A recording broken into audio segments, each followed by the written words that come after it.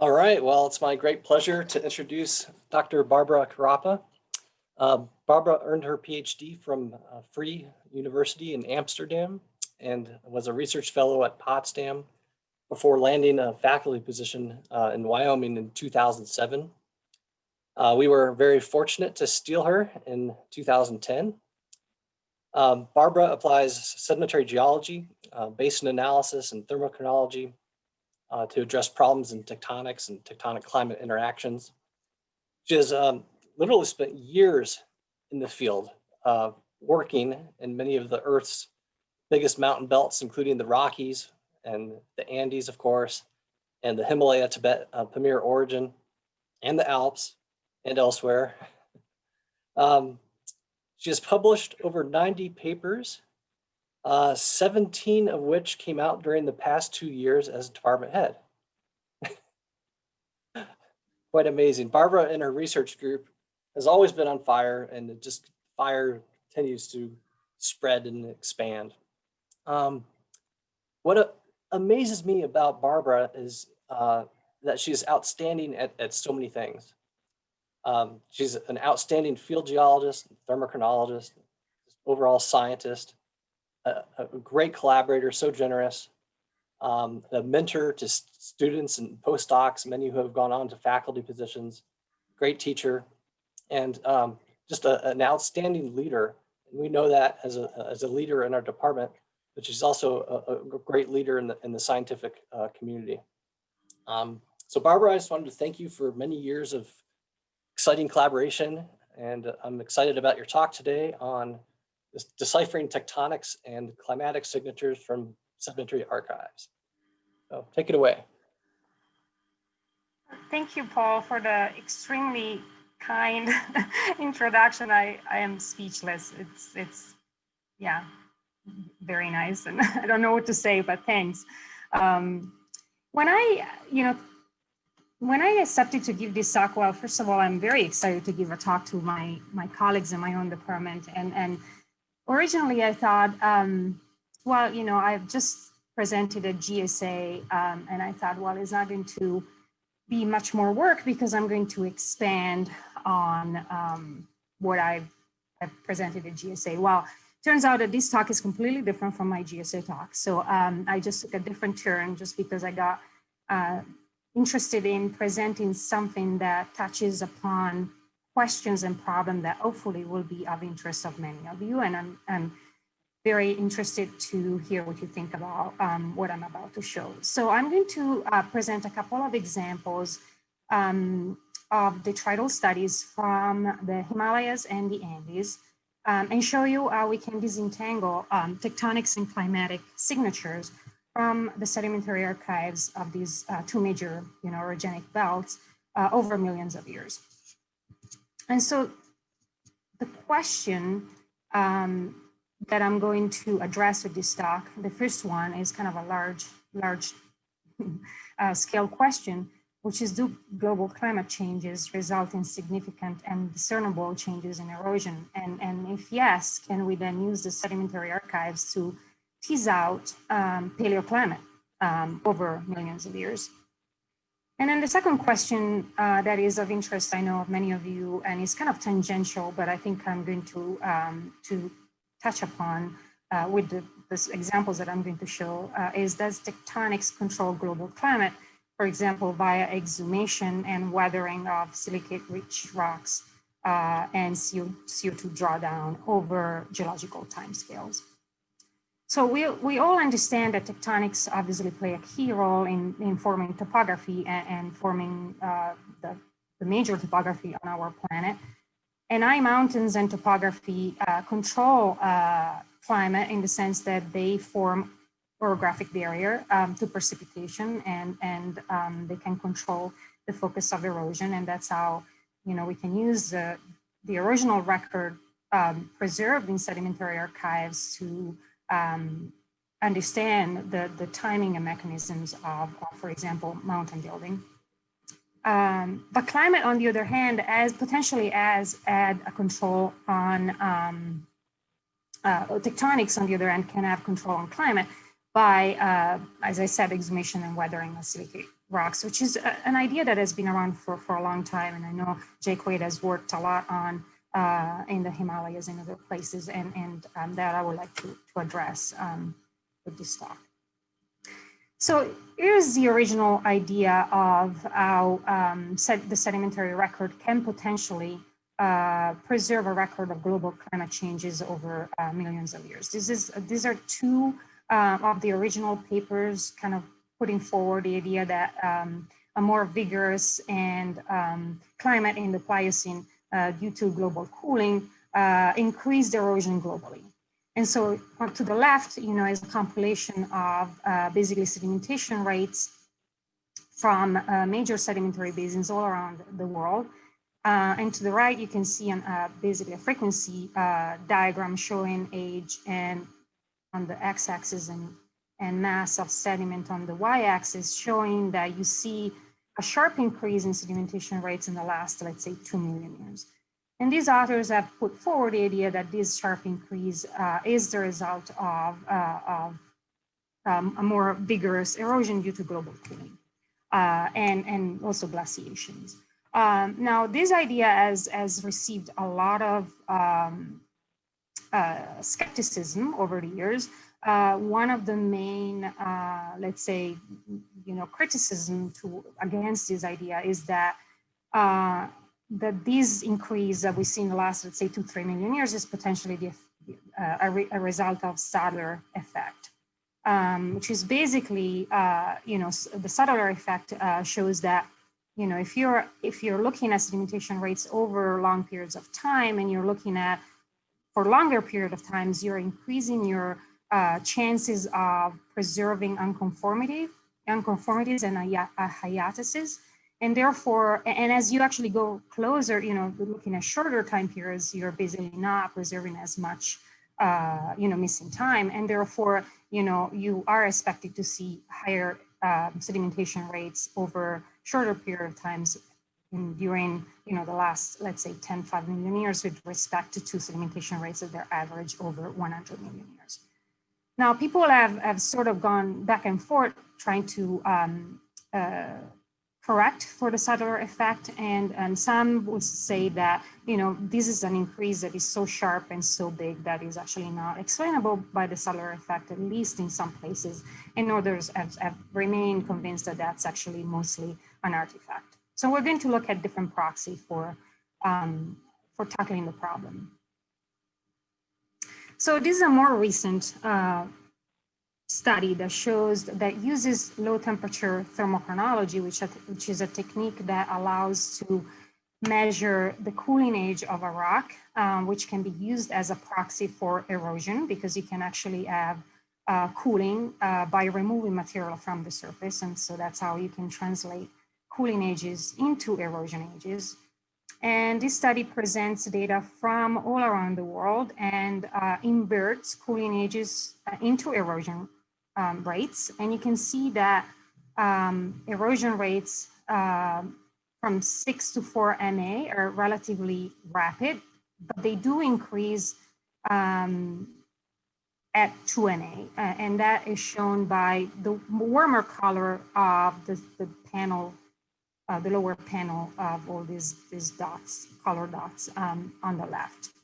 Now on the right, you can see the same data set, but shown in a different way, where you see an increase in erosion rates at about 6 MA, but then you have a sharper increase at 2 MA.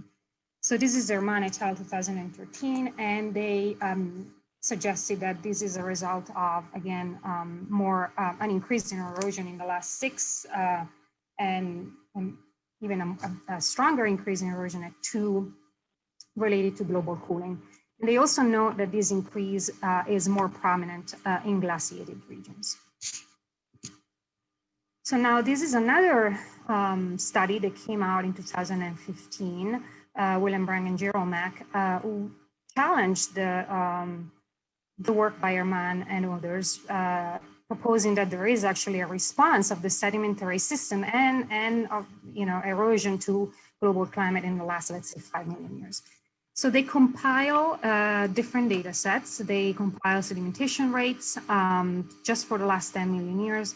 They also compile the rate of production of crust over the last 10 million years to make the case that, tectonically not much is happening or is changing in terms of crust production in the last 10 million years. And then they compile a set of proxy like beryllium-10 to beryllium-9 and lithium from the ocean that can be used as proxy for chemical weathering. And they basically say that based on all this compilation, they don't observe anything significant, any significant change over the last 10 million years. And they therefore suggest that global rates of landscape change have remained constant over the last 10 million years.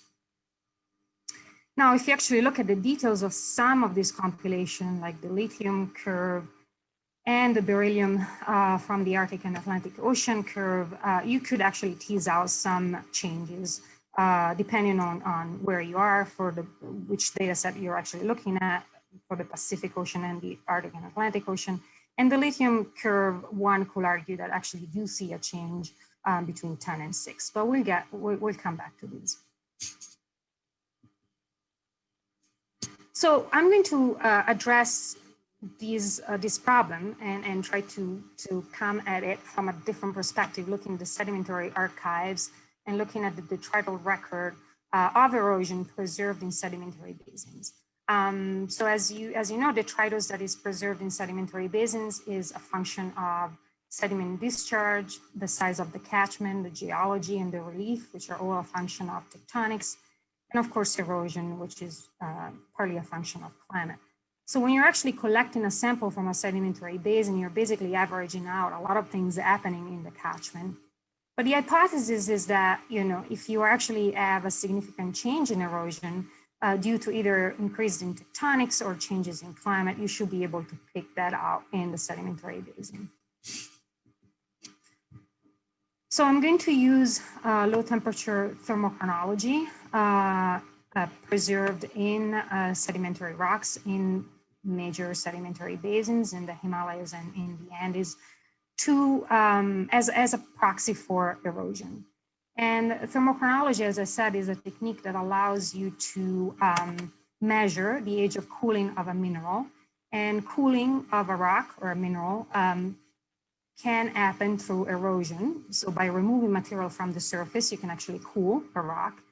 And it is based on the natural decay of an unstable isotope to a stable isotope. So you're actually looking at the ratio between parent and daughter in a sample, and you're calculating an age. And then you're using that age to say, okay, this mineral passed through a certain closure temperature, which is dependent on the thermochronometer you're using at that particular time. So you're going to get, from thermochronology, you're going to get an age, which is the age of cooling, which can be used as a proxy for erosion if you're assuming that the erosion is actually the mechanism producing cooling.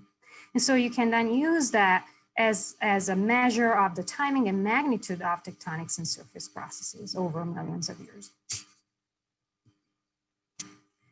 Now, for detrital studies, the main sort of common thermochronometers that we use to get to erosion are the apatite fission track system, which has a closure temperature of about 120 degrees C. The zircon fission track system, which has a closure temperature of about 230 degrees C, and the white mica argon-argon system, which has a closure temperature of about 350.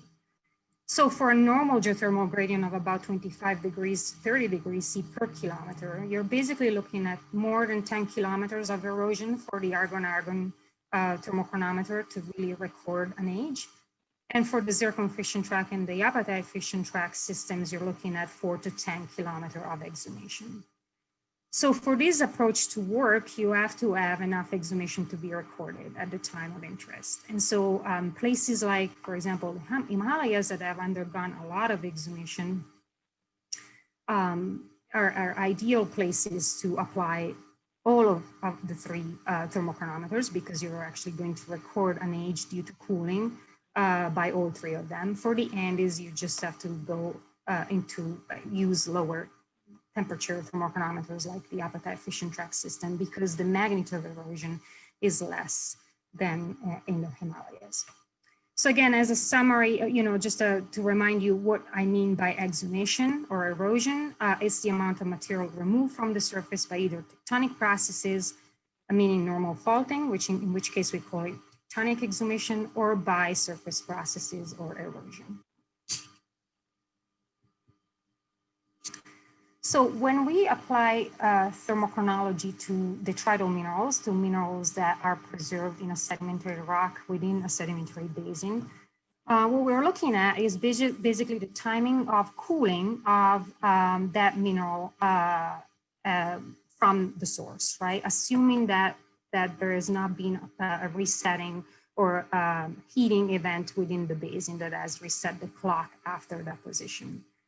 So when we apply thermochronology to detrital minerals, and we call it detrital thermochronology, a very useful concept that we use is the concept of lag time, which is the difference between the cooling age of the mineral in a sedimentary rock minus the depositional age of the hosting strata of the mineral. So that difference basically gives you an idea on how fast erosion happens, right? Because you have to go from passing the closure temperature of a certain thermochronometer to getting to the surface to then being deposited into the sedimentary basin. Now, when we use detrital thermochronology and the concept of lag time, we assume that the timing of erosion and the timing of deposition are basically the same. And so that, there is no storage of material in between. And so effectively, you're looking at the timing that it's required to go from a certain depth to the surface. And so, if you're looking at one way to look at how fast, then translate that into erosion and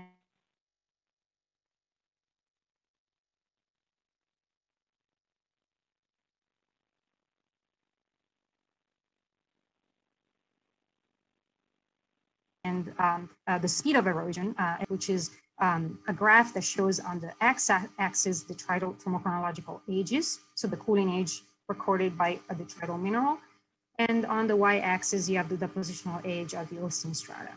So imagine you're in a sedimentary basin and you're collecting different samples at different stratigraphic levels. So the oldest one will be plotting right here, for example, and the youngest one will be up section going up on the y-axis. Now, if you have very rapid erosion, you may end up with zero lag time, meaning basically that these, the time between when you cross the closure temperature to the surface is zero, which obviously is not real, right? But that means that erosion is so fast that you can't actually say whether or not it's 1 million years or less, because if the time that you need to go from the closure temperature to the surface is 1 million years or less, it's just it means that it's just happening very, very quickly. So if you have very rapid erosion, you're expecting to see lag times to plot on the zero lag time line. So these lines are basically representing constant lag times lines. So if you're on the zero lag time line and that continues up section, so if all your samples are basically recording zero lag times, like is shown on the diagram on the lag time plot, that means that erosion has been very fast and sustained for whatever time you're looking at, the interval that you're looking at. Now, if erosion is lower, or you have changes in erosion, like in this case, assume that you maybe start with a lag time of 5, which is is lower than 0, right? That means that erosion is lower if you have a longer lag time. And then you have a change between 5 and 0, so you're moving left on this diagram and then up on the 0 lag time. That means that you have an increase in erosion at this time, and then you have sustained and fast erosion up section. So this is kind of non-intuitive in terms, if people are not used to looking at lag time plots, but in the next couple of slides, I'm going to actually show you real data that are going to show these type of trends. And so I want to make sure that you have a sense of what I mean by increasing erosion when you're changing lag times, Okay, so every time you go from a longer to a shorter lag time, you're basically increasing erosion. All right, now we're going to look at sedimentary archives from the Himalayas. So the Himalayas, are the biggest, mountain belt on our planet. They form the biggest orographic barrier to precipitation. This is just annual rainfall based on TRIM data from Buchhagen and Burbank 2010 that shows that you have basically precipitation concentrated in the frontal part of the Himalayas, whereas the interior of the origin, the Tibetan Plateau, is very dry. So you can expect to have a lot of erosion in the frontal part of the Himalayas.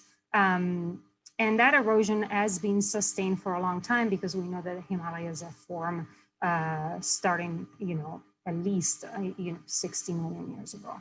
Now the Himalayas and Tibetan Plateau are also playing a key role for climate because they are affecting and driving the Asian monsoon as well. So they're obviously key player in the global erosion budget and they're controlling global climate. So so these are lag time plots. Again, this is very busy, and that's why I wanted to give you a little bit of a intro on how to interpret lag time plots. But those are lag time plots for the Foreland Basin record of the Himalayas from Pakistan, from India, and from Nepal. So this is, these are results from the literature spanning more than 20 million years. So there's a lot of data in these diagrams. But it's basically, those are lag time plots, as I showed you before, where you have depositional ages on the y-axis and the cooling ages on the x-axis. And those dashed lines are lines of constant lag times. So you can see that if we just start from the Pakistan foreland, you start seeing lag times close to zero, plotting on the zero lag time line at about 16 MA. So we can say that there is a record of rapid erosion recorded in Pakistan starting at about 16 MA. Now, if we go into the Indian foreland, you see lag times that are very close to zero, starting earlier, about 20 MA. Now, if you go into Nepal, most of the lag times actually are for the older sedimentary rocks are higher. They're around 10 million years. But you start looking, you're moving, as I said before, you're moving towards shorter lag times up section, and you actually have a sharp decrease in lag times at about 7 MA. And this is clear from mostly the AFT, appetite fission track thermochronology data sets. So overall, what we're seeing is that you have a signature of rapid erosion at about 20 to 16 MA, and then an increase after 10 MA and a more clear shift at about 7 recorded by the AFT system. Now we're going to actually look at this similar data sets, but from the submarine fans, the Indus and the Bengal fan. The reason these fans are a fantastic archive for past erosional and climatic and tectonic processes is because obviously they preserve a vast amount of detritus that is derived from the mountain belt sourcing those fans for several millions of years. The Bengal fan is the largest fan on the planet, receiving about 1 billion tons of sediments from the Ganges and the Brahmaputra River each year, and has been sourced from the Himalayas, Suture Zone, and Eastern syntaxes. And it goes back to about 28 to 30 million years. And I'm going to show you a new data set that we have from the Indus fan, which is the oldest record of erosion of the Himalaya from the fans. And then the Indus fan is the second largest fan system on Earth, collecting detritus from the Indus River, which drains the Karakoram, Himalaya, Khoistan, Ladakh, and Western syntaxes, and also the Suture Zone back in time. So you're actually, again, integrating a record of erosion over tens of millions of years. So now we're going to first look at the record from the Indus fan, from the Owen Basin. This is new data that is about to come out from Tan Feng, who was a student of mine who came, a visiting student from China who spent about 2 years in our department and produced all this spectacular data set from, again, the oldest record that we have from the Indus fan. So the samples that he was able to collect, they go all the way back to 30 MA. They go from 30 to 16 MA. So again, if you're looking at and those are the pink squares. So if you're looking at the lag time plot, again, those samples from 30 to 16 MA, they plot along the 5 MA lag time. So we're looking at relatively rapid erosion of the source for a long time between 30 and 16 and no significant changes. So that means that even if obviously the source is changing because you have active tectonics and the geology is changing as you remove material from the surface, erosion basically stays pretty much the same, which suggests that rock erodibility, for example, is not playing a huge role here in changing erosion. Now, if we go up section, these are data from Zhu et al. 2019, again, from the Indus fan. So let's concentrate on the yellow squares. You can see that overall lag times are getting shorter. So that means that erosion is increasing and you have a sharp increase in erosion at about 7 MA. Okay, that's kind of the same signature that we see in some of the Foreland Basin records. So it's coming back. It's visible not just in the fan, but is also visible in the Foreland Basin record.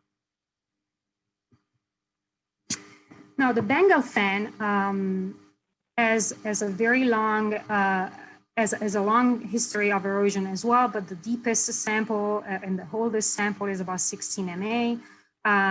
So the purple sort of box here represents some of the earliest record of erosion produced for the Bengal fan by Copeland and Harrison in 1990.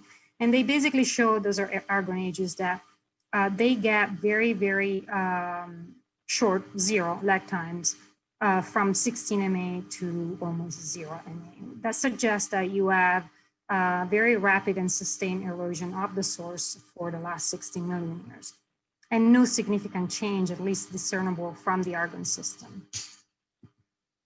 Now, sorry, I go back into for the Indus fan, for the Bengal fan, the blue squares, those are AFT data from Corrigan and Crowley.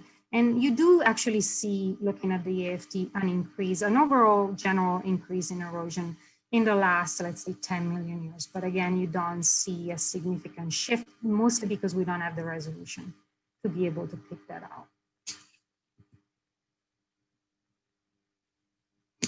So summary of the detrital record of Himalayan erosion is that from the fission track data from the Indus fan, so the new data that I showed you, shows steady and relatively rapid erosion from about 30 MA until 16 MA.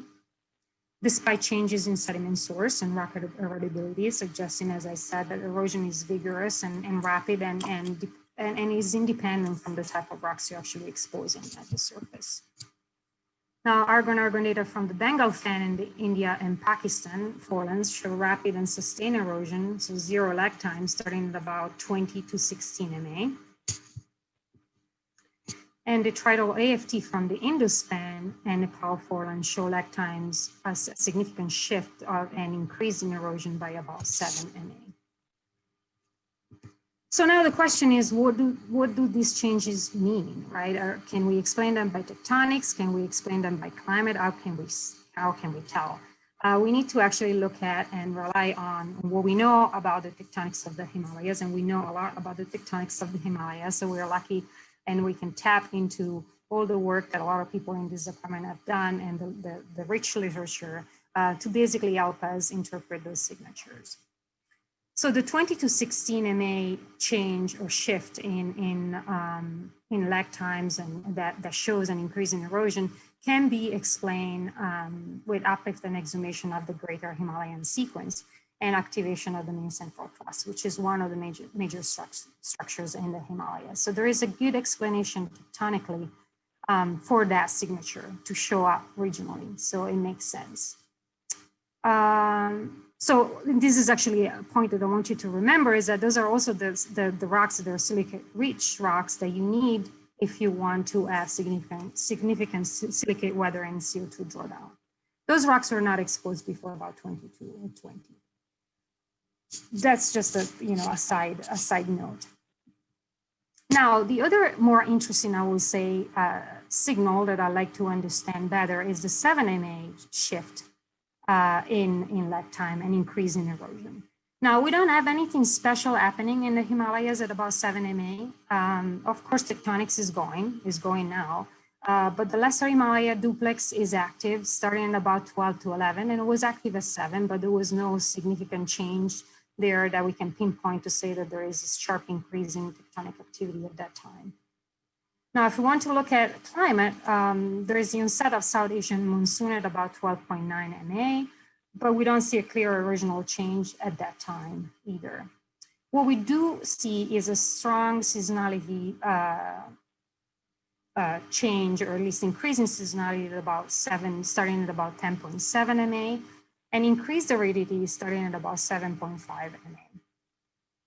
And this is consistent with increased sedimentation rates in the Suwalek group at about 10.9 and increased erosion by 7 Ma. So the changes that we see in lag times at about 10 to 7 Ma can be interpreted by changes in global climate, and more specifically, increasing seasonality and aridity at about 7.5 Ma, whereas they cannot easily be explained by tectonics. So the tectonics is still going on, but is in the background.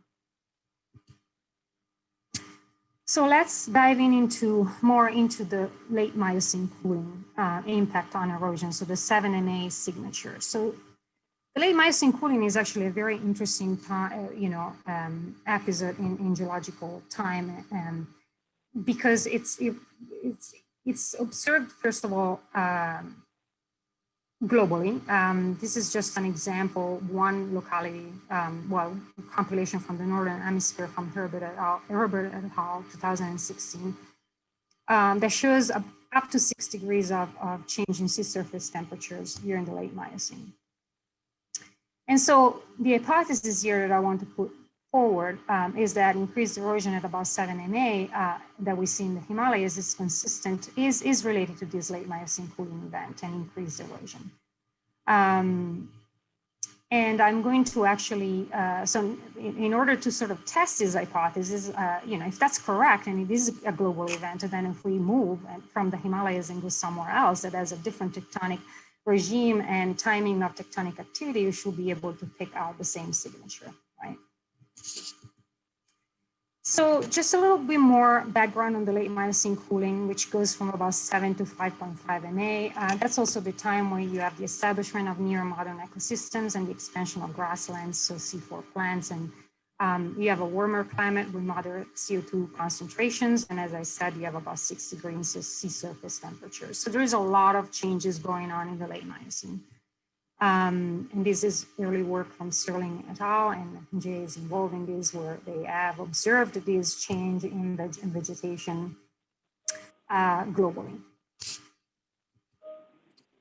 So now I'm going to look at I'm going to try to tease out this late Miocene cooling event and the response of the sedimentary system to late Miocene cooling by looking at the archives from the Andes.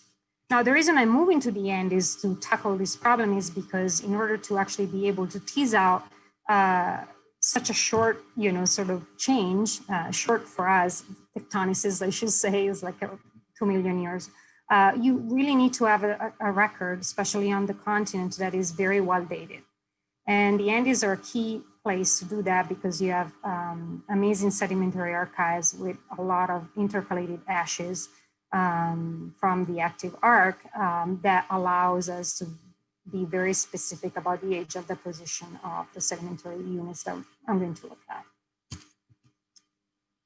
at. So when we focus, let's zoom in a little bit more into the Andes and look at what how the Miocene-Pliocene climate looks like, specifically in the central Andes between 25 and 30 degrees south, which is the area that I'm going to show you next. We're looking at, there's a lot of data from this area, stabilized geochemistry, thermochronology, tectonics, sedimentology. These data are mostly based on stabilized geochemistry, pathogenic carbonate nodules, and volcanic glass. That show that you have a more seasonal, relatively more humid climate between 9.5 to 7 MA, specifically between 25 and 30 degrees south. And then you have sustained aridity starting about 6 MA. And then the late Miocene aridification here, like in other places like Asia, spread in tandem with expansion of open habitats, including C4 grassland ecosystems and evolution of eye-crown teeth in mammals. So there is a huge, those climate changes that have obviously big impact on the ecosystem and mammal evolution. So the area that I'm going to show you is actually in the Central Andes and is located in what we call the Sierras Pampeanas region, which has been active since about 14 MA and has been, also the place where we do see flat slab subduction happening at about 11 and 6 MA. Contributing to basin reorganization. So again, we're looking at an area that is very tectonically active, but we know a lot about the tectonics and the timing of the formation from independent data. So we're going to look at the sedimentary record and try to tease out climate, knowing that there is a active tectonics in the background. So I'm going to show you the record from sedimentary basins straddling about 400-kilometer long strikes in the Sierras Pampeanas from about 28 degrees south to about 32 degrees south. Those basins are all, although they are within the Sierras Pampeanas, they're located in different places and they're bounded by different ranges that they were active at different times. Right, so it's not like they're all within a certain tectonic zone that all deformed at the same time. So if you're, again, the idea here is that if you're seeing a systematic change in the sedimentary record at a specific time in the late Miocene, that's what we're looking at, that cannot just be due to tectonics because the tectonics are active and they're different in different places. So this is a compilation of a lot of data from all these basins, and those are actually sedimentation rates from different localities. And you have time on the x-axis, and then color-coded are different sedimentation rates. So the darker colors are higher sedimentation rates, and the lighter colors are lower sedimentation rates. Now here we also put some of the major features and climatic changes happening when we do see sharp changes in sedimentation rates. So the main point of this compilation and this diagram, what it's showing is that you have, what we see from this compilation is a sharp increase in sedimentation rates that goes from 0.25 millimeter per year to up to 2 millimeter per year. Between 10 and about 8.5 MA. And that corresponds to when people have shown that there is increased humidity in the region from independent data. This is also when we see evidence of fluvial megafans in a lot of these basins that I'm going to show you next, which have been shown to correspond to increased humidity and more monsoonal type climate. Now, interestingly, here as we move into the Pliocene, we do see a decrease in sedimentation rates by half of what we saw in the late Miocene, and that corresponds to increased aridification. So we see increased sedimentation rates during more humid climate and a decrease in sedimentation rates during increased aridity in the Andes. So from a sedimentological point of view, we also see regional changes that again span along strike and we can see them in a lot of different basins.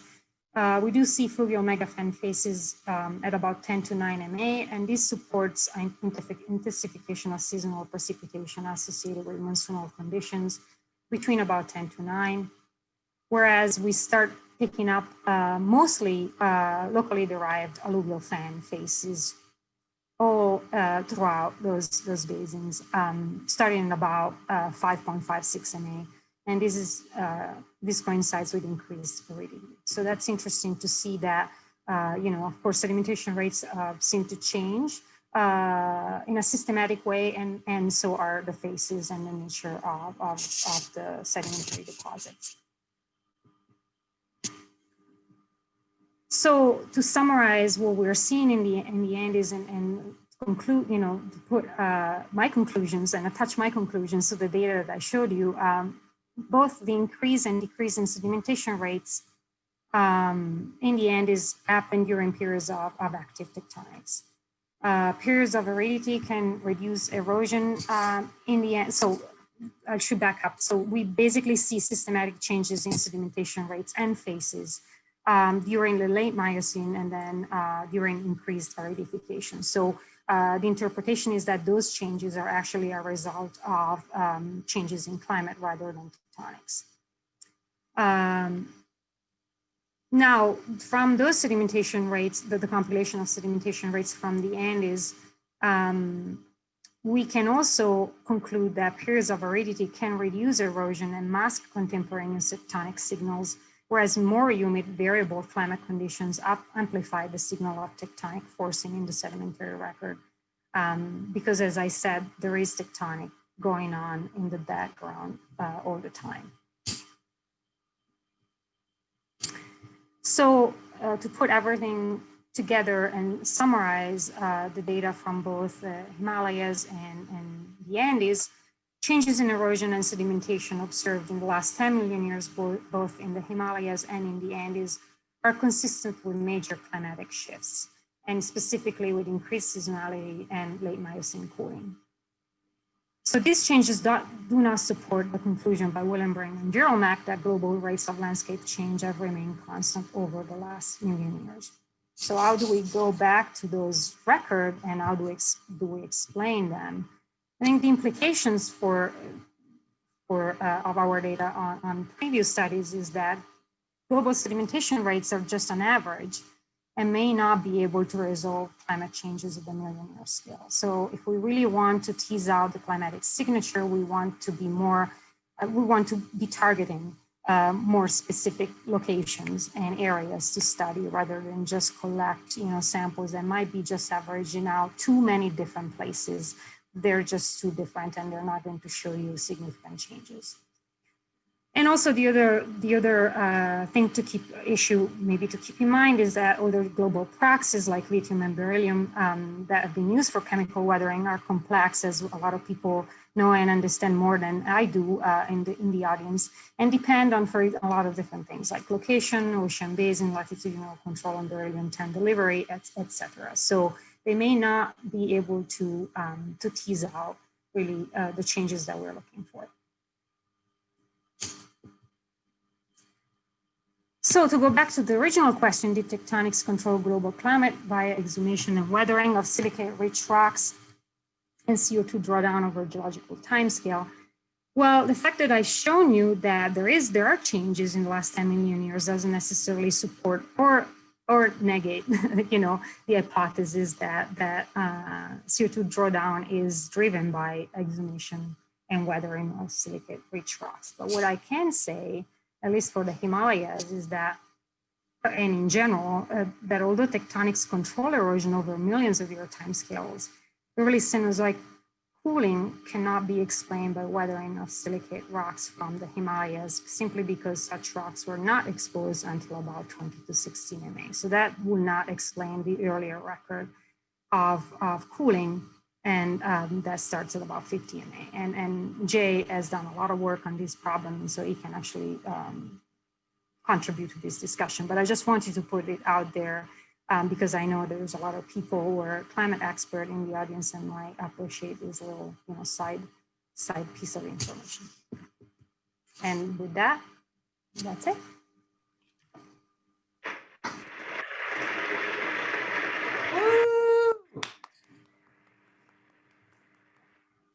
All right. Thank you, Barbara. We have ample time for questions. You can either type your question into the chat box or raise your hand and I can you can ask your question in person. So there's a question from Andy in the chat box. Andy says, great talk, Barbara. How have we determined that there is negligible storage time between erosion and ultimate deposition time, especially in such a large, long deposit system as the Bengal or Indus fan?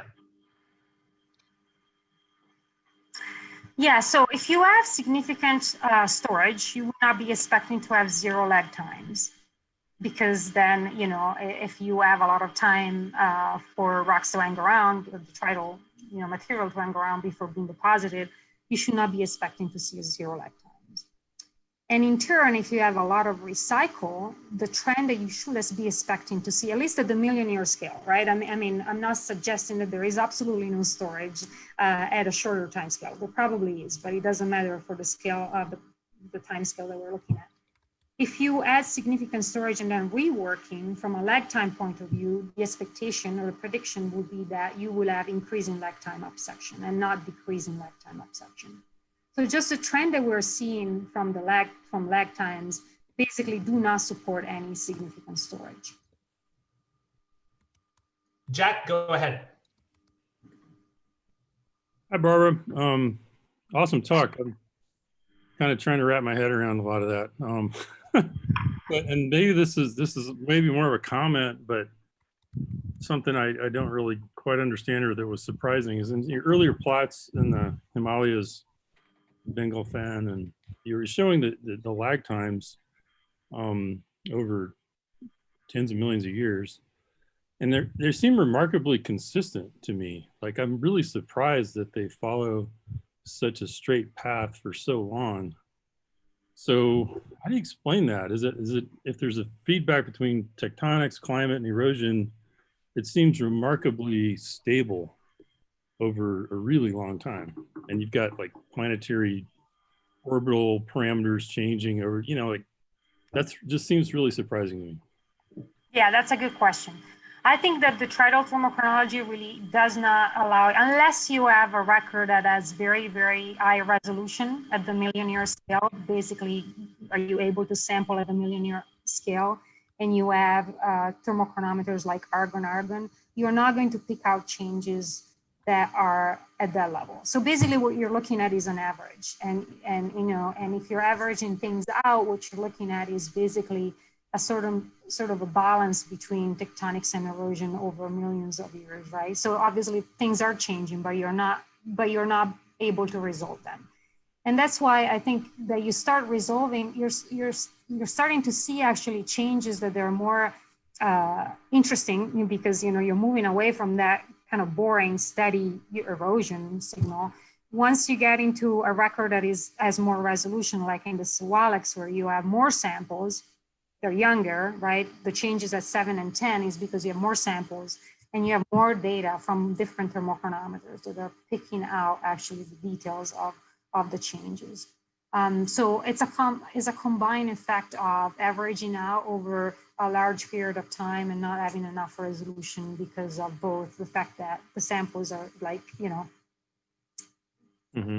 they're just, you have like 10 samples out of less than 10 samples between 30 and 16 MA, and the technique itself is not allowing you to really pick out any significant changes at that scale. Okay. It just still seems surprising to me that even if you smooth out over, you know, a few million year time scale, to see this longer term trend to be so consistent. Seems like it's something about it.